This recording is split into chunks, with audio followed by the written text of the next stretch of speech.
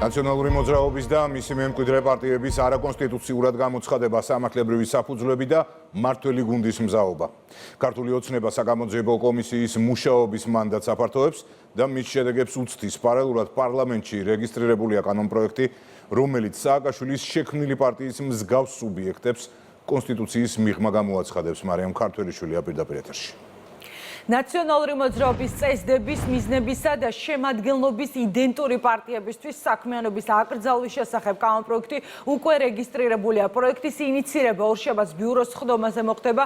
ორშაბათსვე დაინიცირდება საგამოძიებო კომისიის მანდატის გაფართოების საკითხი. საუბარია 2012 წლიდან დღემდე ნაციონალური მოძრაობის სავარაუდო დანაშაულების შესწავლა. რაც შეეხება საკონსტიტუციო არჩევს, მას შემდეგ მომზადდება, რაც საგამოძიებო კომისიის საბოლოო დასკვნა გახდება ცნობილი. ნაციონალური მოძრაობის არაკონსტიტუციურად ცნობაზე საბოლოო სიტყვა საკონსტიტუციო სასამართლომ უნდა თქვას.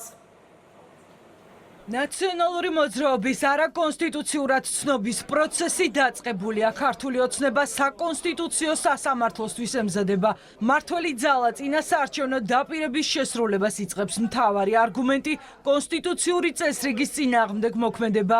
მყარი სამართლებრივი საფუძვლები უკვე არსებობს, თუმცა ისტორიულ სასამართლო დავამდე საგამოძიებო კომისიის დასკვნა უნდა მომზადდეს, რაც სარჩელს კიდევ უფრო გაამყარებს. საგამოძიებო კომისიის მიმდინარეობისას უკვე გამოკვეთილი არის მთელი რიგი ფაქტობრივი გარემოები, რომელიც ქმნის საფუძველს, რომ სარჩელი იყოს შეტანილი.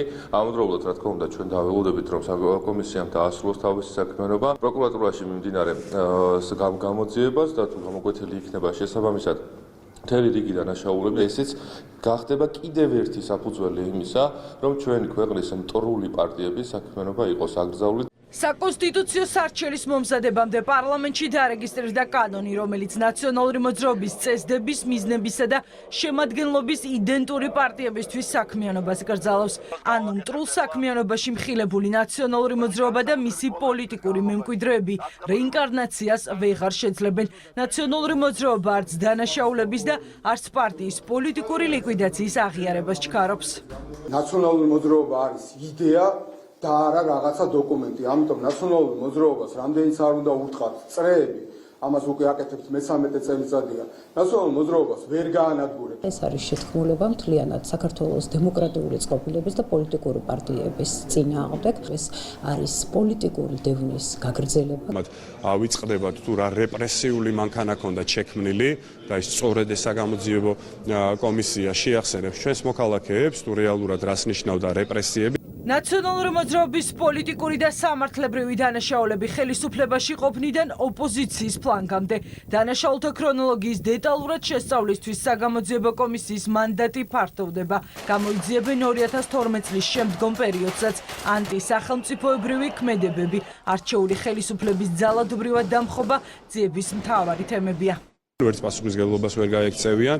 როგორც კი კომისია მორჩება მუშაობას, უკვე იქ რა თქმა უნდა მტკიცებულებებზე და ფაქტებზე დაყნობილ თავის რეკომენდაციებს გადაუგზავნის პროკურატურას და შესაბამის უწყებებს რეაგირებისთვის, ასევე ჩვენ დაუყოვნებლივ შევიტანთ სარჩელს საკონსტიტუციო სასამართლოში იმასთან დაკავშირებით, რომ არაკონსტიტუციურად გამოცხადდეს კოლექტიური ნაცმოძრაობა. საგამოძიებო კომისიის მანდატი გაიზრდება და ესეც საკმაოდ ლოგიკურია, იმიტომ რომ საზოგადოება ძალიან კარგად ხედავდა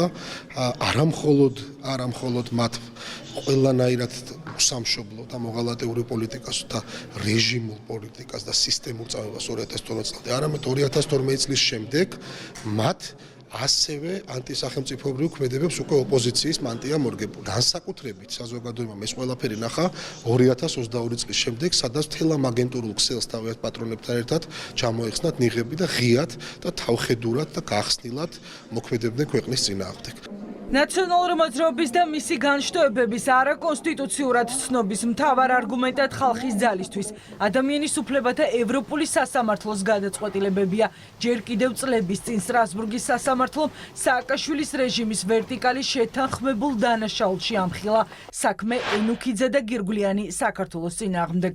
ქართული მართლმსაჯულების გარდა აქვს საერთაშორისო სასამართლოს მიღებული გადაწყვეტილებები, სადაც პირდაპირ წერია, რომ ნაციონალურ მოძრაობის რეჟიმის დროს შექმნილი იყო დანაშაულებრივი სისტემა. უკვე ფაქტის სახეზეა, რომ საკამარისზე მეტია მტკიცებულებები იმისათვის, რომ შესაბამისმა უწყებამ ანტიკონსტიტუციურად ცნოს ნაციონალურ მოძრაობა როგორც პოლიტიკური პარტია და მისი ანასხლეტები ვითომ რომ გამოიყვნენ ნაციონალურ მოძრაობას. მართულ გუნდში ამბობენ, რომ ნაციონალური მოძრაობა და მისი დანაყოფები თვითმმართველობის არჩევნებში მონაწილეობას ვერ მიიღებენ, რადგან ანტიქართული, ანტიკონსტიტუციური, ანტიეროვნული, აგენტურული პარტიებისგან პოლიტიკური ველი სრულად გაიწმინდება. საკონსტიტუციო სარჩელი მას შემდეგ მომზადება, რაც საგამოძიებო კომისია საბოლოოდ დასკვნას მოამზადებს.